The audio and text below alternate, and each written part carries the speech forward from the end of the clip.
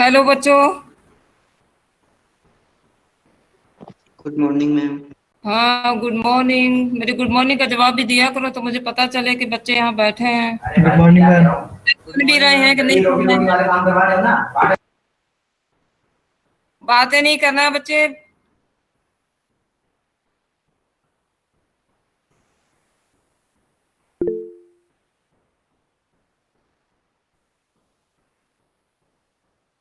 चलो।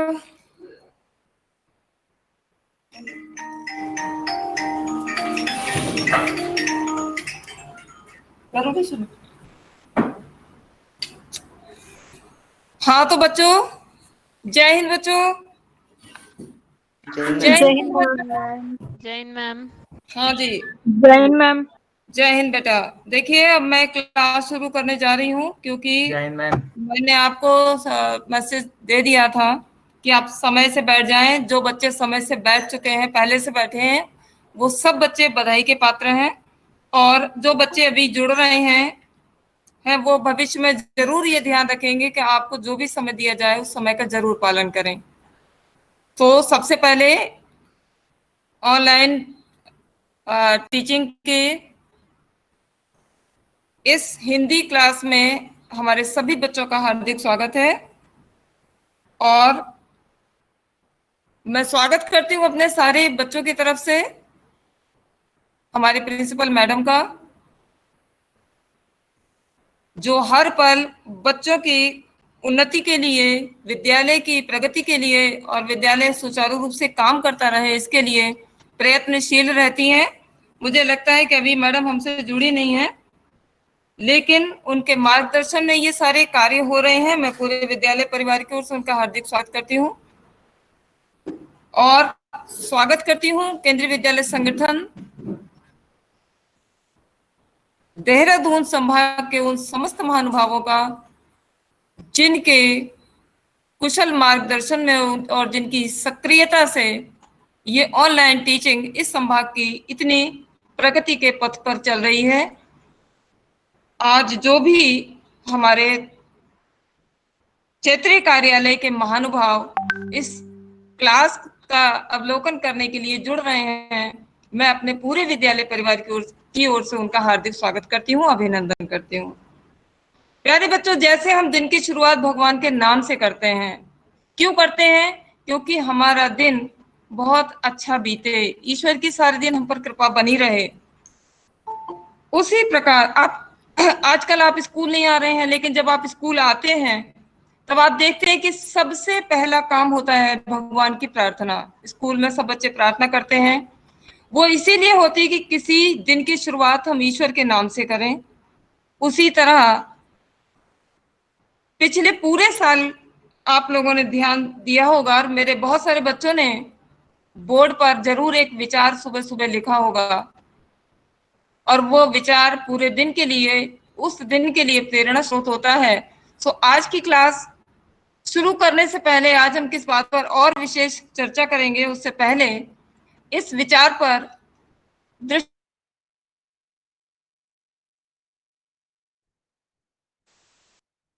है।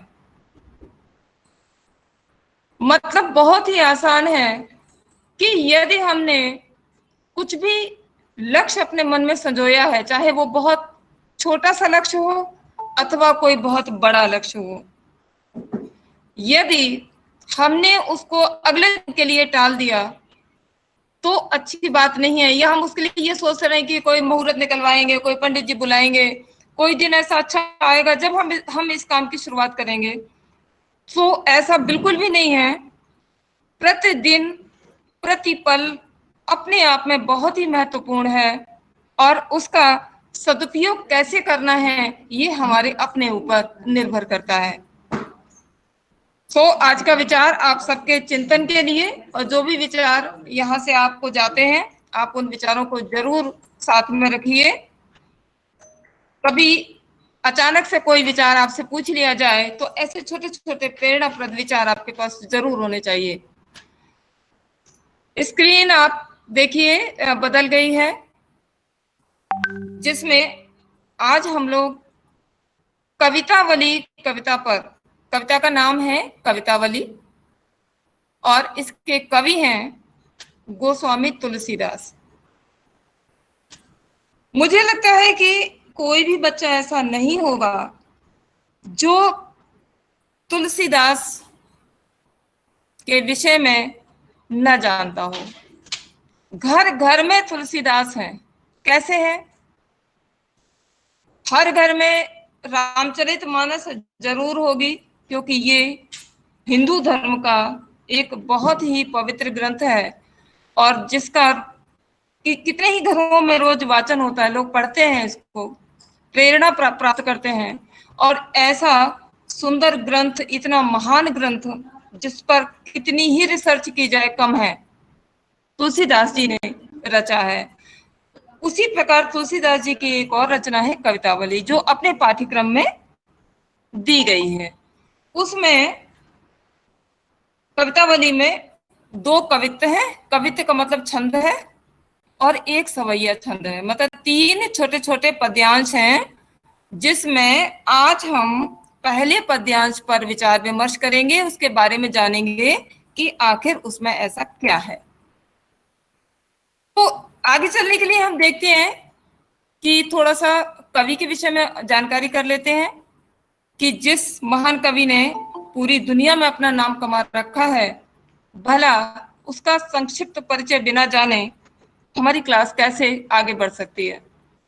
तुलसीदास जी का जन्म सन 1532 ईस्वी में राजपुर गांव, कुछ लोग इसको राजापुर भी बोलते हैं, और कहीं कहीं राजपुर लिखा रहता है, कहीं राजापुर लिखा रहता है, दोनों ही सही माने जाते हैं।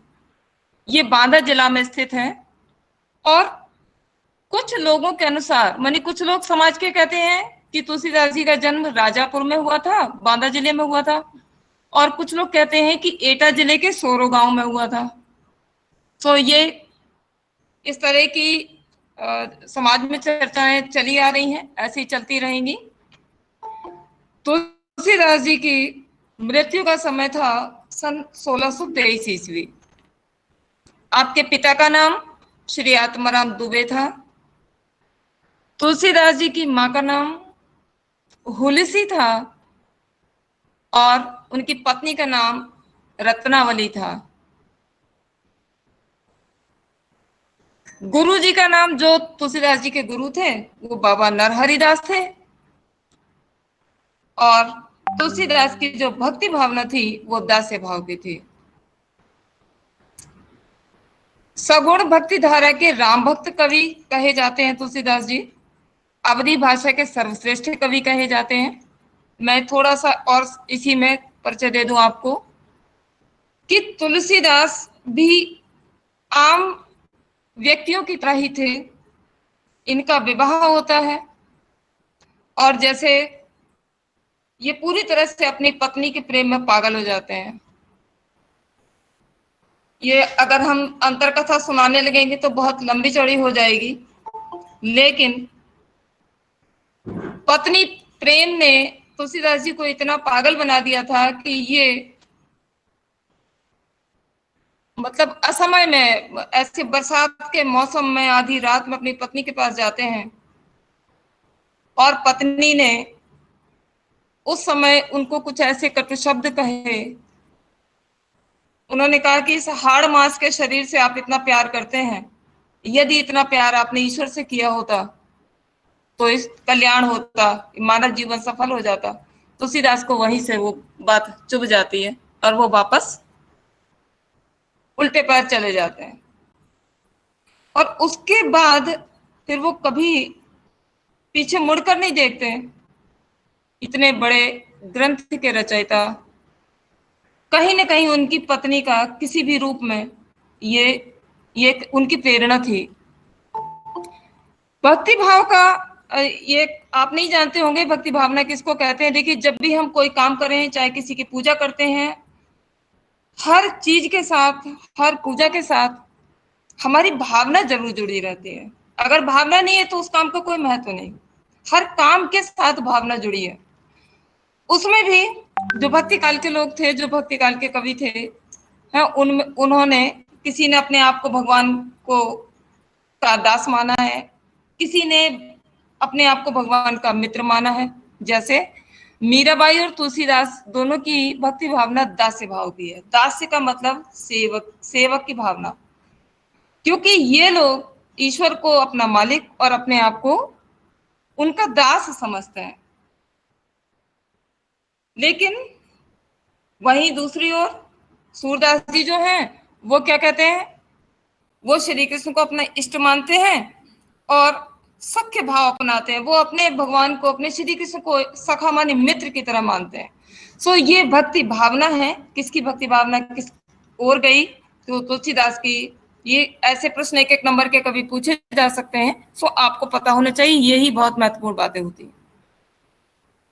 तुलसीदास जी सगुण भक्ति धारा के कवि माने जाते हैं। राम इनके इष्ट देव थे। राम के चरित्र पर इन्होंने बहुत सारी रचनाएं लिखी हैं और उन्होंने ईश्वर के रूप आकार को माना है। जो कभी रूप आकार को, भगवान के रूप और आकार को मानते हैं, वो सगुण भक्ति धारा के कवि कहलाते हैं सरल शब्दों में। और जो निराकार ईश्वर को कहते हैं कि उनका कोई रूप और आकार नहीं है, ऐसे लोग ज्यादातर सूफी संत कवि हुए हैं और उन्होंने ईश्वर के रूप आकार को नहीं माना, तो वो निर्गुण भक्ति धारा के कवि कहे जाते हैं। तुलसीदास जी अवधी भाषा के, ये पूर्वी हिंदी की जो 3 बोलियां हैं, अवधी, बघेली और छत्तीसगढ़ी, उन तीनों बोलियों में से जो अवधी है, उस भाषा के सर्वश्रेष्ठ कवि तुलसीदास जी हैं। सो बच्चों, मेरी बात आपको समझ में आ रही है? Yes ma'am. हाँ, यस और नो बोले तो मुझे, मैं आगे चलूं? Yes ma'am. आपको समझ आ रहा है मैं जो कुछ आपको बता रही हूँ? Yes ma'am. चलिए अब अगली स्लाइड देखिए। देखिए, ये कविता जरा सी होती है, लेकिन उस कविता के साथ कितनी सारी चीजें जुड़ी रहती हैं। जब मैं आपको पढ़ाती हूँ, वैसे पढ़ाती थी क्लास में, तो शायद आपको पता नहीं चलता कि कितनी सारी बातें मैंने आपको बोल ली हैं। अब आप खुद स्क्रीन पे देख सकते हैं कि ये कविता के साथ कितनी ढेर सारी बातें जुड़ी हैं। बल्कि ये तो 40 मिनट के हिसाब से बनाई गई है। हम कितनी ही चर्चा एक स्लाइड पर कर सकते हैं, घंटों कर सकते हैं। हिंदी साहित्य का काल विभाजन, जिस तरह आपने देखा होगा कि हमारी दुनिया जो चली आ रही है, उसका भी एक काल विभाजन किया गया। पहले आदिकाल था, जैसे पाषाण काल था, है, फिर अस्थि युग आया, फिर ताम्र युग आया, फिर लौह युग आया। तो इसी तरह से हिंदी कब से लिखी गई, उसको भी 3 भागों में विभाजित किया गया। आप बहुत ध्यान से देखिएगा, ऊपर एक हेडिंग है हिंदी साहित्य का, मैं कर्सर ले जाती हूँ, देखिए, हिंदी साहित्य का काल विभाजन। काल माने समय, विभाजन माने उसको, उसका खंड करना, काल को कैसे बांटा गया है। पहला काल था, ये 3 देखिए जुड़ी हैं इसमें से जो काल हैं। आदिकाल, आदिकाल मतलब शुरू का काल, जो साहित्य का सबसे प्रारंभिक काल था, इसीलिए उसको प्रारंभिक कहते हैं। उसी शुरुआत थी, इसलिए उसको आदि कहते हैं। इसके बाद इसका एक और नाम रखा गया, वीरगाथा काल। वीरगाथा काल क्यों कहा गया? क्योंकि इस समय के जो राजा लोग थे, है, बहुत लड़ाइयां होती थी इस समय। और लड़ाइयां होने के साथ साथ होता क्या था कि जो चारण और भाट लोग होते थे, जो कवि होते थे, वो राजा के शौर्य में गीत लिखा करते थे, कविताएं लिखा करते थे, जिससे सुनकर राजा लोगों को, सैनिकों को बड़ा जोश आता था। और उस समय इसी तरह की रचनाओं की भरमार थी, इसलिए इस काल को वीरगाथा काल कहा जाने लगा। उसके बाद आया मध्यकाल। मध्यकाल मतलब जैसा कि नाम से आप समझ सकते हैं, देखिए, आदिकाल और आधुनिक काल, इन दोनों के बीच में मध्यकाल है। मध्य माने बीच का समय। अब इस बीच के समय के भी 2 भाग किए गए, देखिए ध्यान से, भक्ति काल और रीति काल। भक्ति काल जो है, उसका एक दूसरा नाम स्वर्ण काल है, क्योंकि हमारे हिंदी साहित्य के काल विभाजन में यदि कोई सबसे महत्वपूर्ण समय आया है, तो वह है स्वर्ण काल, भक्ति काल। इसी समय ये तुलसीदास जी जो है, इसी काल के कवि हैं। तो इसके बाद फिर रीतिकाल था, ये इसका समय भी था। जैसे आदिकाल का समय था संवत 1050 से 1375, भक्ति काल का समय था 1375 से 1700 तक, और रीतिकाल का समय था 1700 से 1900 तक। और फिर उसके बाद आया आधुनिक काल, गद्य काल। जैसा कि नाम से स्पष्ट है, आधुनिक मतलब आज का, जो आजकल चल रहा है, और गद्य काल इसलिए कहा गया क्योंकि इस समय जो सबसे अधिक रचनाएं लिखी गई वो रचनाएं गद्य में ज्यादा लिखी गई। पहले जो कविताएं लिखी जाती थी वो कविताएं ज्यादा लिखी जाती थी, इस समय जो लिखा गया है वो हिंदी गद्य बहुत लिखा गया है। चलिए आगे चलते हैं। मैंने एक स्लाइड इस तरह से तैयार की है कि ये देखिए, भक्ति कालीन कवि बहुत सारे हैं वैसे तो कवि, लेकिन जो सब बच्चों के जाने पहचाने हैं, सब आप आसानी से समझ सकते हैं, मैंने उन्हीं लोगों को लिया है। जैसे तुलसीदास जिनकी रचना हम पढ़ रहे हैं, सूरदास, मीराबाई, और ये केशवदास, ये भी भक्तिकालीन कवि हैं। मलिक मोहम्मद जायसी, आप सब बच्चे भले ही इनको वैसे ना जानते हों, लेकिन अभी हाल ही में एक फिल्म बनी है पद्मावत, तो पूरा नाम इसमें आ नहीं रहा था, बहुत छोटा हो जाता, इसलिए मैंने केवल जायसी लिखा है। इनका पूरा नाम है मलिक मोहम्मद जायसी, और सिंघल द्वीप की पद्मिनी जो है पद्मावती, उनके ऊपर इनका पद्मावत पूरा ग्रंथ है, एक प्रबंध काव्य है बहुत बड़ा, ये भी अवधी भाषा में लिखा गया है। फिर कबीर को सब बच्चे जानते हैं, बचपन से पढ़ते आ रहे हैं, छोटी क्लास 6-7 से, कबीर के दोहे, कबीर के पद।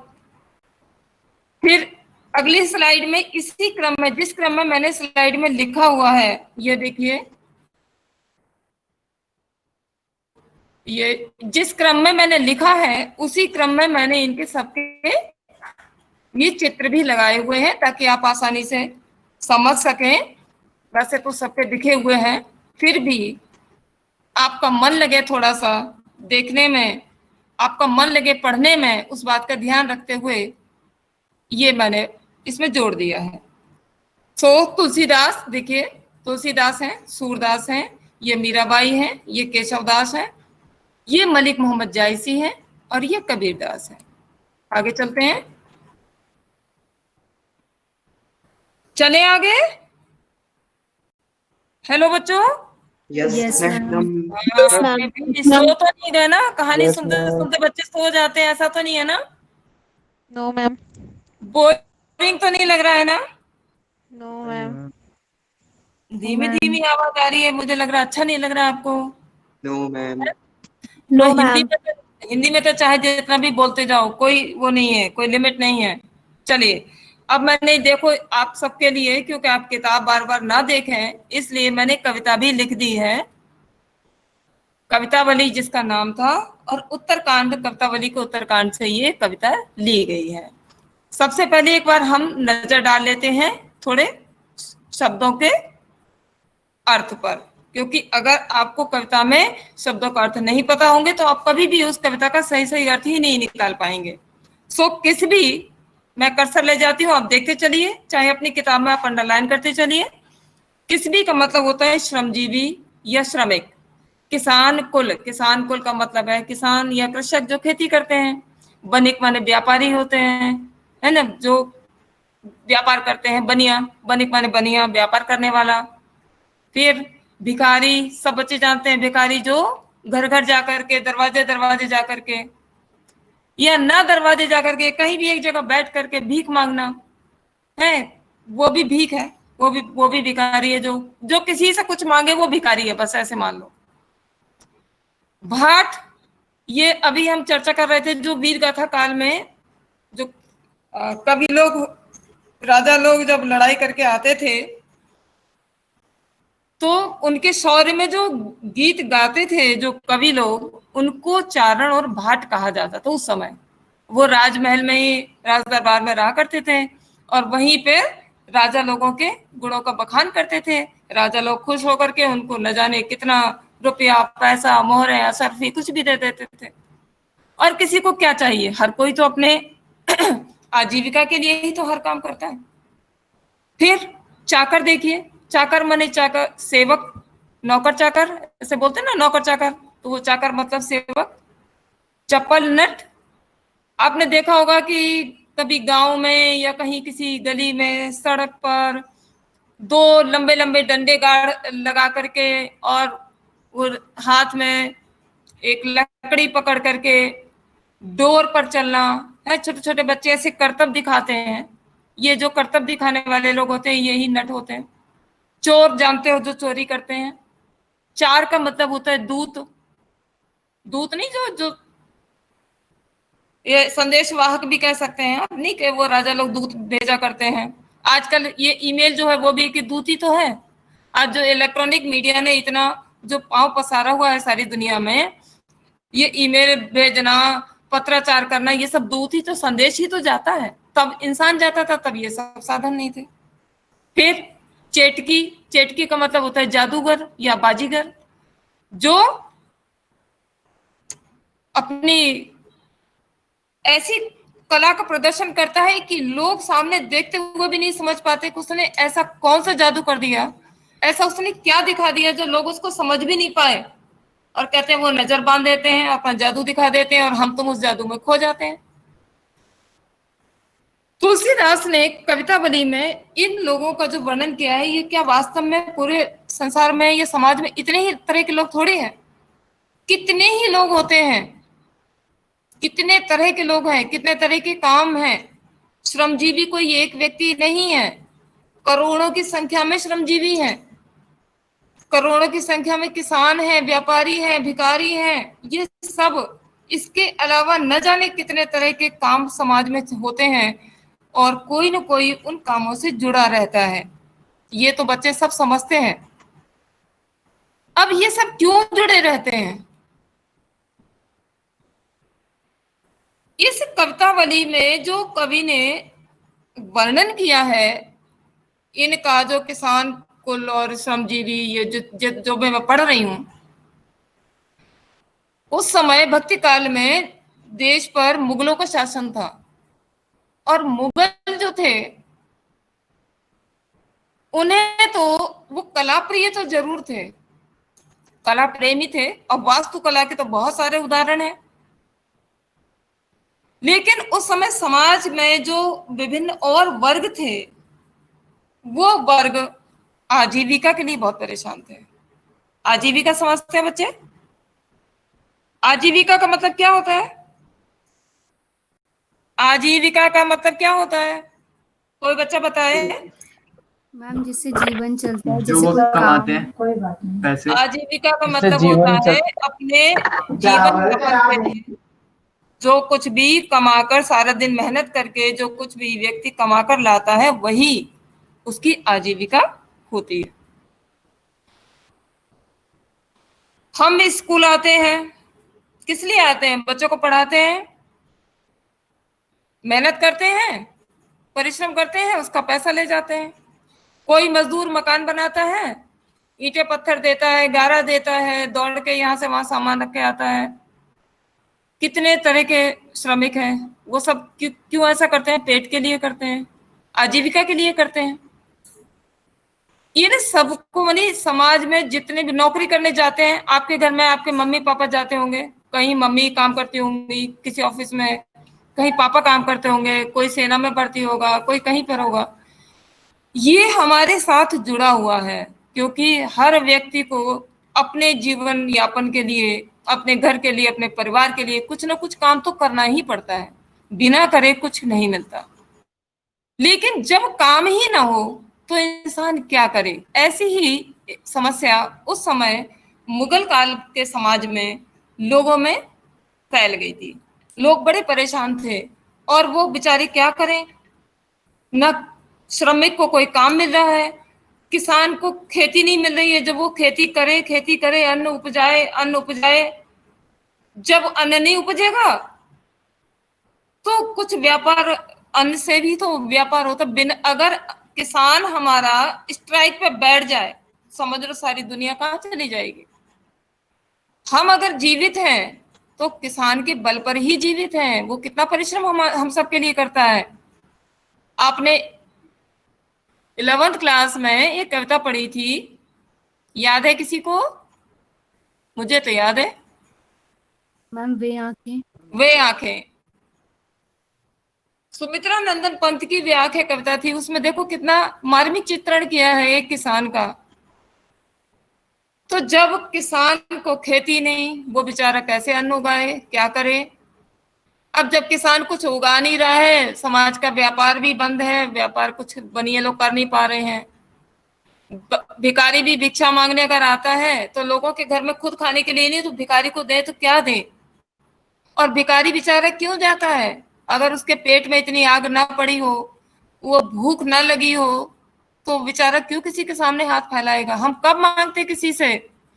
जब हम बिल्कुल नतमस्तक हो जाते हैं, जब हमको लगता है कि अब हमारे पास कोई चारा नहीं रह गया, तब हम किसी के सामने हाथ फैलाते हैं। इतना आसान नहीं है किसी के सामने हाथ फैलाना। और जब हाथ फैलाएं तो कुछ मिले ना, उसका क्या मतलब है? जब घर में किसी को कुछ है ही नहीं, तो सामने वाले को वो चाहकर भी कुछ नहीं दे सकता।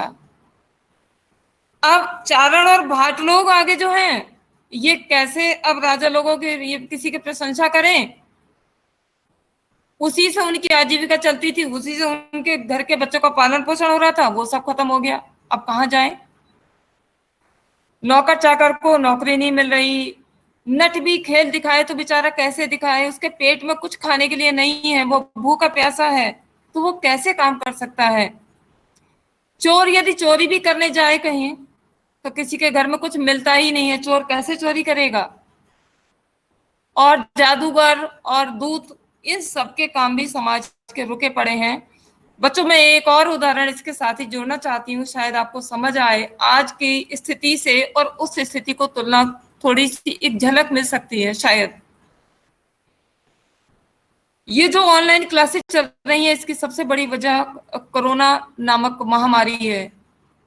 और जब से ये हमारे देश में बहुत अधिक मात्रा में फैला हुआ है, ये महामारी फैली है, तब से आपने जरूर समाचार सुने होंगे और कितनी बार आपने देखा होगा कि मजदूर बेचारे जो अपने प्रदेश को छोड़कर दूसरे प्रदेशों में दूर दूर पड़े हैं, और जब वो उनके पास अब कोई काम नहीं दे रहा, सब फैक्ट्री बंद हो गई हैं, उनके खाने के लाले पड़ गए हैं, वो भूखे प्यासे हैं, उनके पास कोई सुविधा नहीं है, उनके बच्चे तड़प रहे हैं, वो अकेले पैदल चल रहे हैं वहां से, वो सैकड़ों किलोमीटर की दूरी पैदल ही तय कर लेना चाहते हैं, ये मजबूरी है उनकी।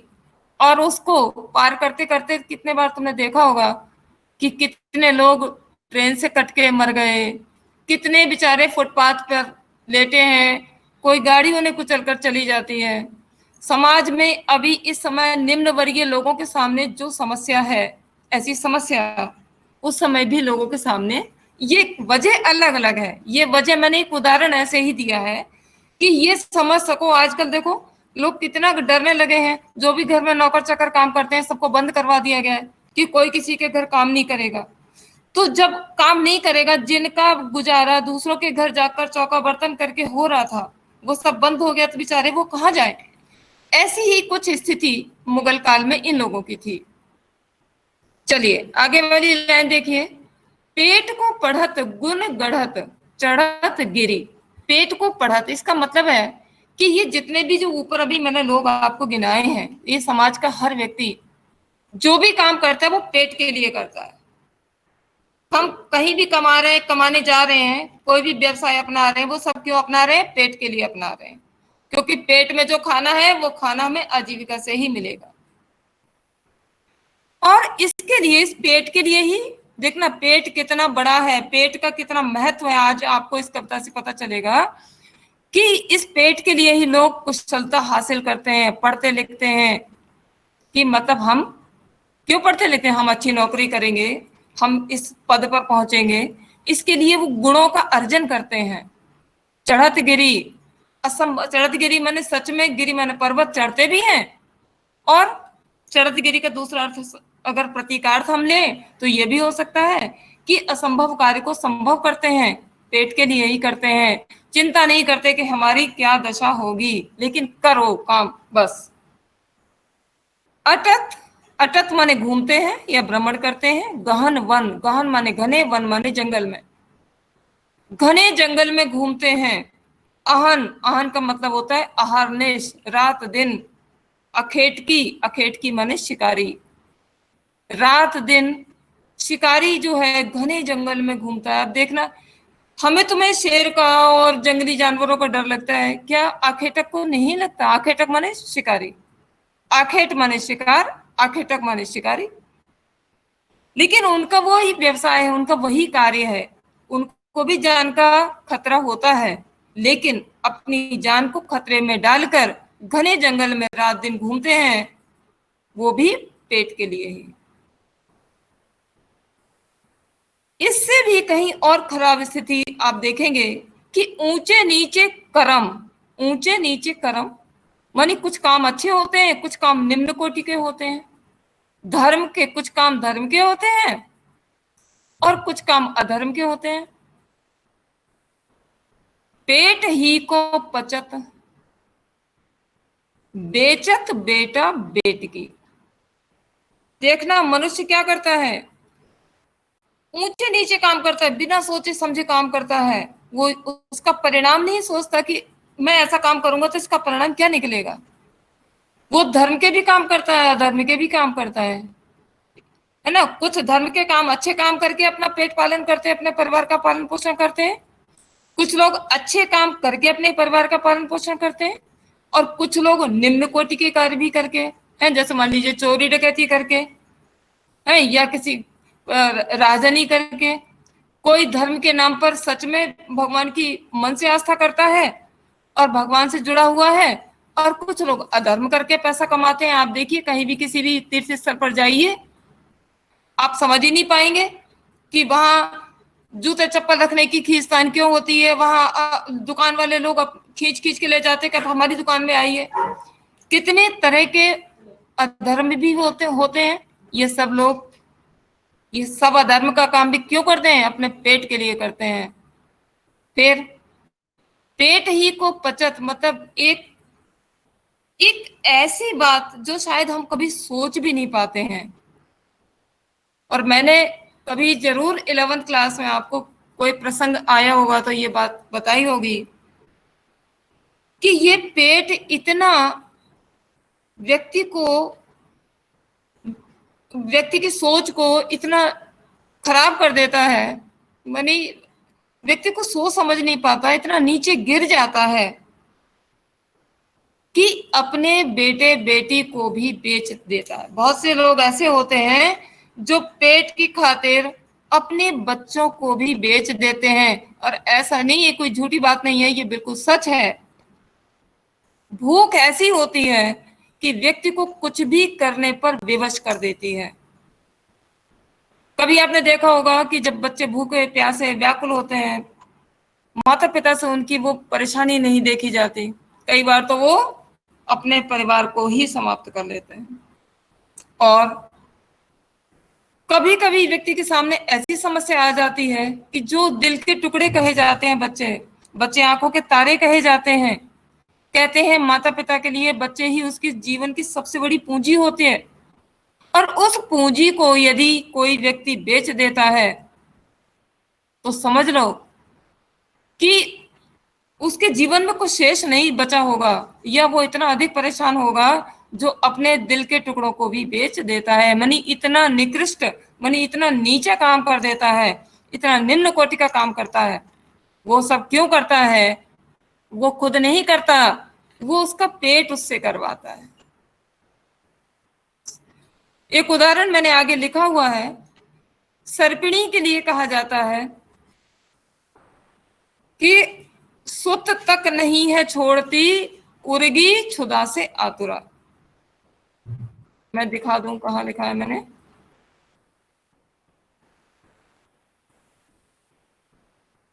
देखिए, सुत तक नहीं है छोड़ती, सुत माने अपने बच्चे को, बेटे को, अपने बच्चे तक को नहीं छोड़ती। उर्गी, उर्ग माने होता है सांप, और उर्गी माने होती है सर्पिणी।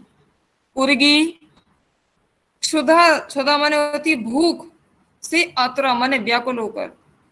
सर्पिणी जो है वो जब भूख से बेचैन होती है तो वो क्या करती है? अपने ही बच्चों को खा जाती है। मनुष्य इस पेट के लिए पता नहीं क्या क्या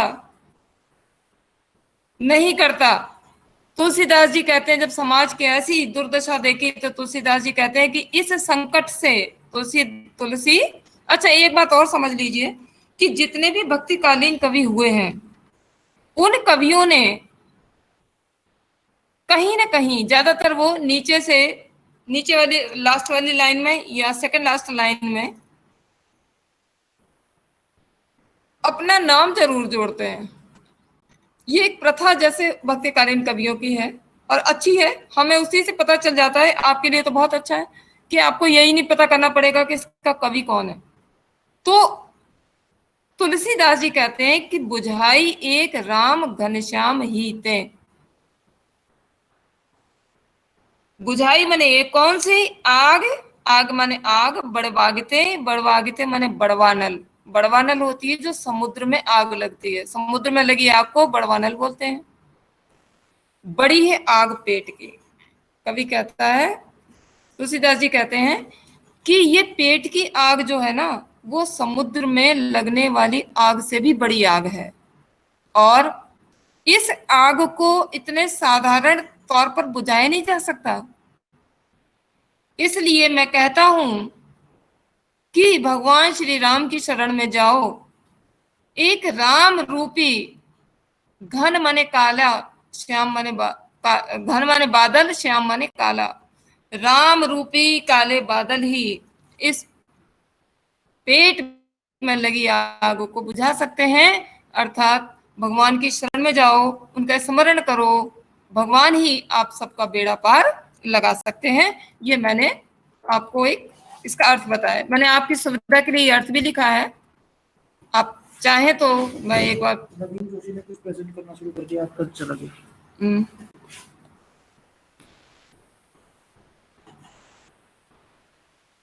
इसको बोलो नवीन को कौन है। हाँ नवीन, इसको क्लिक करना है क्या या इसको कुछ नहीं होगा, एक मिनट मैं करता हूँ।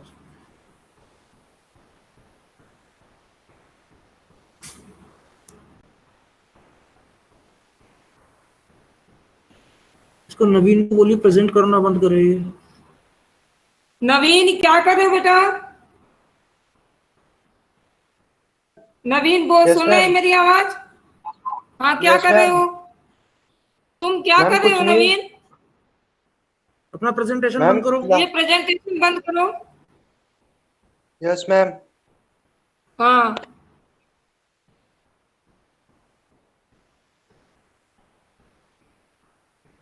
मैम ये नहीं हो रहा है मैम बंद। स्टॉप प्रेजेंटिंग पे क्लिक करो। तुमने कहीं पे क्लिक किया है? ऊपर जाके 3 डॉट्स में जाके तुमने स्क्रीन प्रेजेंटेशन शुरू कर दिया है। अच्छा, मेरा दिखना ही बंद हो गया सर। सर अब सही है? नहीं है। हाँ अब सही है। Sorry sir.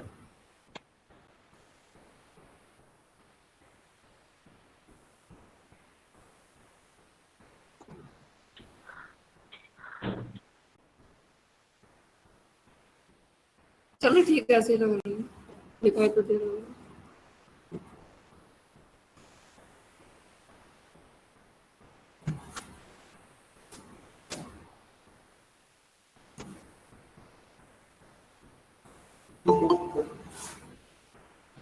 हाँ बेटा, देखो कुछ गड़बड़ हो गई थी बीच में। तो जो मैंने आपको अर्थ समझा दिया है, मैंने एक एक शब्द करके आपको अर्थ बता दिया, उसी का बहुत संक्षिप्त रूप मैंने लिखा है इसमें, इसीलिए मैंने आपको समझा भी दिया है। फिर इसको एक बार और पढ़ देती हूँ।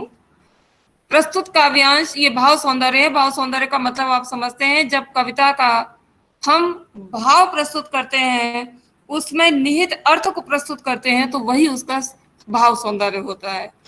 जो भाव जिस सुंदरता के साथ प्रकट किया जाए, अभिव्यक्त किया जाए, वही उस कविता का भाव सौंदर्य है। सो प्रस्तुत काव्यांश तुलसीदास जी की रचना कवितावली से लिया गया है, जिसमें मुगल कालीन समाज की दुर्दशा को दर्शाया गया है। ये सारी बात मैं आपको बता चुकी हूँ।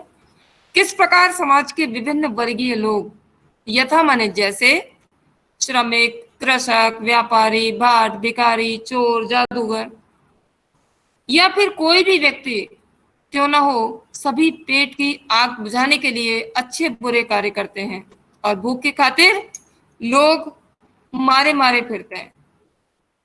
ये अभी उसी का ही भाग है, एक स्लाइड में पूरा नहीं आ रहा था इसलिए। आगे तुलसीदास जी कहते हैं कि आजीविका के अभाव में और भूख से व्याकुल लोग धर्म अधर्म, ऊंच नीच कुछ नहीं सोचते, यहाँ तक कि अपने बेटे और बेटियों को भी भूख की खातिर बेच देने जैसा निम्न कोटि का कार्य करते हैं। कवि सुझाव देता है कि समुद्र में लगी आग से भी बड़ी इस पेट की आग बुझाने का इस दुनिया में मात्र एक ही उपाय है, और वह है कि श्री राम की शरण में जाओ, वे ही सबके कष्टों को दूर करने वाले हैं। तो ये सब चीजें आप जरूर अपनी कॉपी में लिखेंगे, क्योंकि अगर नहीं लिखेंगे तो आप इतने अच्छे से फिर अपने एग्जाम्स में प्रस्तुत नहीं कर पाएंगे। अब मैंने इसका कुछ काव्य सौंदर्य लिया है, जैसे मैं 11th क्लास से ही आप सबको ये करवाती आ रही हूँ। भाषा की मैंने 4 विशेषताएं ली हैं। वैसे तुलसीदास जी अवधी भाषा के कवि हैं, मुख्य रूप से अवधी भाषा के हैं, लेकिन उनकी रचनाएं ब्रज भाषा में, विनय पत्रिका उनकी रचना का बहुत सुंदर उदाहरण है ब्रज भाषा का। ये भी ब्रज भाषा में लिखी गई रचना है। भाषा चित्रात्मक है। आपको पता है कि चलिए पहले ब्रज भाषा और सुन लो। पश्चिमी हिंदी में 5 बोलियां हैं, जिसमें खड़ी बोली, कन्नौजी, बुंदेलखंडी, बांगरू और ब्रज भाषा, ये सब 5 हैं बोलियां, और उसमें ब्रज भाषा प्रमुख है। जो मथुरा और वृंदावन क्षेत्र की भाषा है वो ब्रज भाषा। फिर दूसरा पॉइंट हमने लिया है, भाषा चित्रात्मक है। भाषा चित्रात्मक क्योंकि जब हम इस कविता को पढ़ रहे थे तो जरूर हमारे मस्तिष्क में उस समय के वो सारे चित्र बनते जाते हैं। जैसे हम किसान का वर्णन करते हैं, आपको किसान की छवि आपके मन में आती है। हम कहते हैं कि वो जादूगर है, तो आपने देखा होगा कि जादूगर एकदम आंखों के सामने आ गया, या कहीं आपने कोई खेल देखा होगा, आपका मन तुरंत वहां पहुंचेगा। यही जब कविता में हमारा मस्तिष्क यहाँ से वहां पर पहुंच जाता है तो वो जो चित्र हमारे मन में खिंचने लगता है, वही भाषा की चित्रात्मकता होती है। फिर इसके बाद भाषा बिंब प्रधान है, इस पर एक बिंब भी है, और वो भी दृश्य बिंब है। यहाँ पर मुख्य रूप से दृश्य बिंब का प्रयोग किया गया है। इस पद को इस छंद को हम गा सकते हैं, इसलिए भाषा की एक विशेषता हमने ली है कि भाषा में गीतात्मकता है। आगे इस भाषा में इस काव्यांश का रस क्या है? रस हमने 2 लिए हैं। इसमें से हमने लिए से मतलब हमने जो इस पर विचार किया है, जो इसमें ढूंढा है, वो करुण रस है। क्योंकि करुण रस को आप तभी पहचान सकते हैं जब कहीं ना कहीं दया का भाव आपके मन में आने लग जाए, क्योंकि इस समय समाज की दशा जो है वो बड़ी खराब है, लोग परेशान हैं, इसलिए हमने इसको करुण रस रखा है। और आजीविका इसमें ब्रैकेट में भी लिख दिया कि करुण रस क्यों लिया है, क्यों इसमें दिखाई दे रहा है, क्योंकि आजीविका के अभाव में लोग परेशान हो रहे हैं। फिर अगला रस भयानक भी लिया है। भयानक इसलिए लिया है क्योंकि पेट की आग, जैसे नहीं आपने भी उस छंद में पढ़ा कि पेट की आग इतनी बड़ी होती है कि वो अपने बच्चों तक को बेचने के लिए मजबूर कर देती है इंसान को, जो समुद्र की आग से भी बड़ी आग होती है। तो जब अगर मान लीजिए कहीं समुद्र में आग लग जाए तो कितना भयानक दृश्य होगा, और पेट की आग उस दृश्य से भी कहीं ज्यादा भयानक है। तो इसलिए मैंने यहाँ पर भयानक रस को लिया है। और छंद आपका है कवित्व छंद। देखिए शुरू से और अब तक जितनी भी कविताएं हमने पढ़ी हैं वो ज्यादातर मुक्त छंद कविताएं थी। केवल भक्तिकालीन कवियों और रीतिकालीन कवियों के जो छंद हैं उनमें छंद अलग अलग तरह के प्रयोग किए गए हैं। तो अभी अपने पाठ्यक्रम में ये पहला ऐसा छंद है जो मुक्त छंद के बाद कवित्व या वर्णित 3 तरह के छंद होते हैं। छंद में कवित्त वर्णिक छंद होते हैं, मात्रिक छंद होते हैं और मुक्त छंद होते हैं। सो ये कवित्त छंद है। और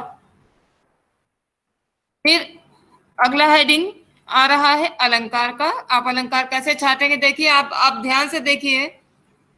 जब मैं आपको कभी डांटती थी कि ऐसे काम करके ला रहे हो, ठीक से नहीं कर रहे हो, तो एक काम करने का तरीका भी मैंने इस पीपीटी के माध्यम से आपको दिखाया है कि जब हम इस तरह से अपने विषय वस्तु को प्रस्तुत करेंगे तभी हम एक अच्छा मतलब जो आंसर लिख पाएंगे। एक अभिव्यक्ति जो है वो बहुत अच्छी तभी हो सकती है जब हम इस तरह से लिखेंगे। किस तरह से? अलंकार अलग अलग हमें बताने हैं। किसी भी किसान कुल, चाकर, चपल, चपल नट, चोर, चार, चेटकी, बेचत, बेटा, बेटकी। अब इनमें देखिए आप, किसी भी किसान कुल, ये 3 का आ रहे हैं। फिर चाकर, चपल, चोर, चार, चेटकी में 4 बार चा आ रहा है। फिर बेचत, बेटा, बेटकी में बे वर्ण बार बार आ रहा है। इसलिए यहां पर अनुप्रास अलंकार की छटा विद्यमान है। दूसरा अलंकार है ऊंचे नीचे, धर्म अधर्म। जैसा कि हम पढ़ के ही हमें लग रहा है कि ये विलोम शब्द हैं। जहां कहीं भी आपको कविता में ऐसे विलोम शब्द दिखे, आप आंख बंद करके और उसमें विरोधाभास अलंकार लिख सकते हैं। जहां 2 विरोधी स्थितियां आपस में मिले, दिखाई दे रही हो, दृश्य ऐसा हो कि जहां 2 विपरीत परिस्थितियां हैं, वहां पर हमेशा विरोधाभास अलंकार ही होता है। फिर तीसरा एक और अलंकार निकाला है, राम घनश्याम में, राम रूपी काले बादल। इसलिए जब हम किसी अर्थ करेंगे अपने आप ही हमें पता चल जाएगा। जब रूपी शब्द लग गया, आप समझ लीजिए कि वहां पर रूपक अलंकार है। राम रूपी काले बादल ही इस पेट की अग्नि को शांत कर सकते हैं, इसलिए यहां पर रूपक अलंकार। फिर मैंने कुछ संक्षिप्त सा परिचय विशेष का दिया है। 3 प्रकार की आग मैंने, जैसे अभी बड़वानल शब्द आया था, 2 मैंने और आप इसमें जोड़ दिए। देखो, दावानल और बड़वानल और जठरानल, ये 3 प्रकार की आग है। दावाग्नि, इसको दावाग्नि भी बोलते हैं। दावानल को कहते हैं जो जंगल में आग लगी होती है, जंगल में लगने वाली आग को दावाग्नि या दावानल कहते हैं। और जो समुद्र में आग लगती है उसको बड़वाग्नि या बड़वानल कहते हैं, जो अभी आपके इस पद्यांश में शब्द आया है। फिर तीसरी एक और आग है जठरानल। जठर माने होता पेट, अनल माने अग्नि, अनिल हो जाएगा तो वायु हो जाएगी। अनल और अनिल दोनों देखिए श्रुति संभिन्नार्थक शब्द हैं। अनल यदि है तो आग है और अनिल है यदि तो वायु है। तो जठरानल माने होता है पेट में लगी हुई आग। तो ये 3 प्रकार, इसमें चूंकि बड़वानल आई थी तो मैंने ये 2 चीजें और आपके सुविधा के लिए और आपके ज्ञान वृद्धि के लिए जोड़ दी हैं। तो आप भी इस तरह से विशेष में कुछ भी लिख सकते हैं। फिर ये मैंने आपको पहले ही समझा दिया है कि भूख इतनी व्यक्ति को परेशान कर देती है, एक सर्पिणी का उदाहरण देते हुए, कि जिस तरह से एक सर्पिणी जब भूख से व्याकुल हो जाती है तब वो अपने बच्चों की ममता नहीं देखती, बल्कि वो अपने ही बच्चों को खा जाती है। तो भूख की इस भयानकता का एक दृश्य तुलसीदास ने इसमें दिखाया। चलिए, एक अच्छे विचार से इस क्लास की शुरुआत हुई थी। एक अच्छे विचार के साथ ही हम आज इस क्लास को समाप्त भी करेंगे। और विचार है कि आपका सबसे अच्छा शिक्षक आपकी आखिरी गलती है।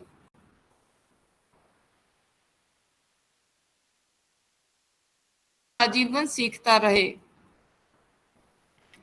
और हम हर पल कहीं ना कहीं किसी न किसी से कुछ न कुछ सीखते ही रहते हैं। और सबसे अच्छा शिक्षक वही होता है जब गलती करते हैं आप तो अपने आप ही उस गलती का एहसास होता है और फिर इसको कोई सिखाने नहीं आता, वो गलती ही आपको सफलता का मार्ग दिखाती है। और मैंने इसमें जो कुछ ऐसे ही चित्र लगा दिए, कितने ही तरह के मीनिंग लोग इसके निकाल सकते हैं, है ना। जैसे पक्षी उड़ते हुए दिखाई दे रहे हैं, और पिंजरा भी है साथ में, कि अगर पक्षी पिंजरे में बंद है, वो कैद है। दो अर्थ हैं, एक तो इसका शाब्दिक अर्थ हो सकता है, दूसरा इसका प्रतीकार्थ हो सकता है। शाब्दिक अर्थ में यह है कि पक्षियों को है पिंजरे में कैद कर दिया, उनको उनकी स्वतंत्रता हमने छीन ली। और अगर मनुष्य के रूप में देखें तो क्या है, हम अगर एक पिंजरे में बंद हैं, या हमारी सीमाएं सीमित हैं, यदि हम अपने व्यक्तित्व का विकास स्वयं नहीं करना चाहते हैं, तो हम उतने में ही सिमट कर रह जाएंगे। और यदि हमने उन बंधनों को खोल दिया, हमने एक आत्मविश्वास पैदा कर लिया, हमने एक लंबा ऊंचा लक्ष्य बनाया, तो जरूर जैसे पक्षी ऊंची उड़ान भर सकते हैं, ऐसे ही कोई भी व्यक्ति अपने लक्ष्य को, चाहे वो कितना ही ऊंचा क्यों ना हो, प्राप्त कर सकता है।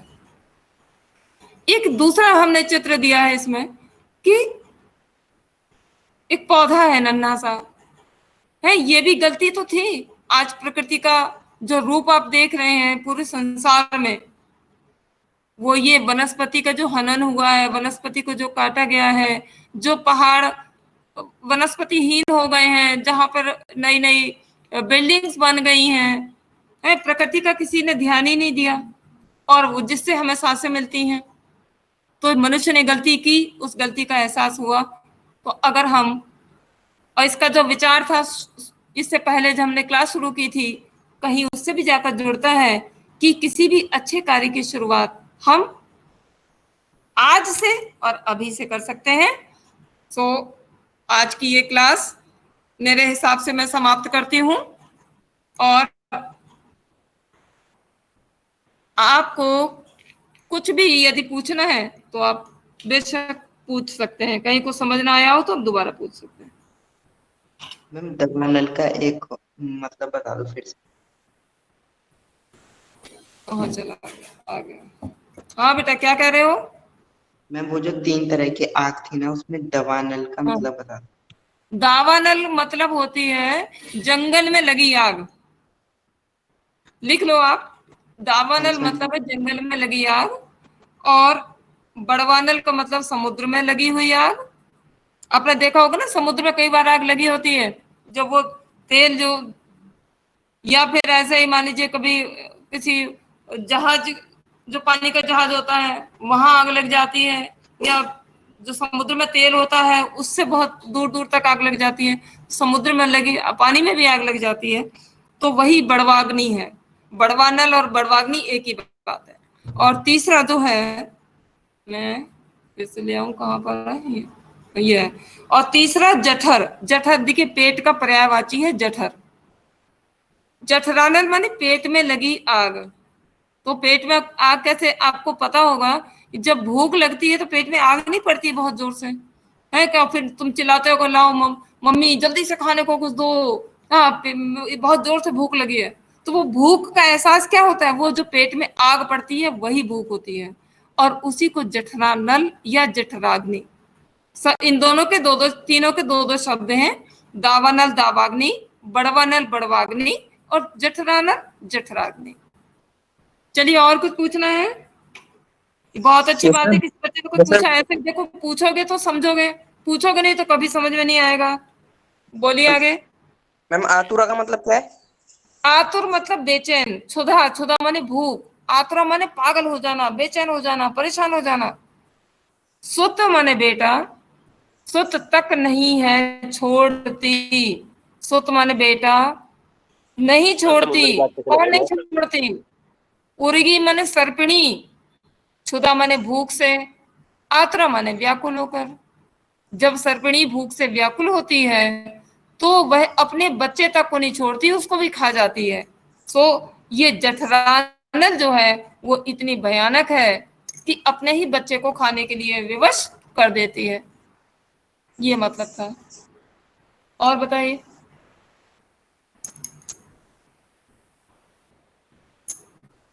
और कुछ पूछना है बच्चे? पूछिए। मतलब और ज्यादा से ज्यादा बच्चे जुड़ा करो। देखो बेटा, मतलब हम भी तुम्हारे लिए कितनी मेहनत करते हैं। एक पीपीटी को बनाने में कम से कम 4 से 5 घंटे लगते हैं। पूछ लेना प्रतीक सर को कभी। बोलिए सही, ठीक है। क्लास अब खत्म की जाए। भाई कुछ बोलोगे कि नहीं बोलोगे?